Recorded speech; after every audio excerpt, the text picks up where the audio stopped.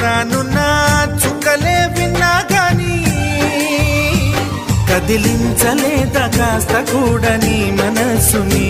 పరదాలు దాటి ఒక్కసారి పలకరించవేమి అందరినీ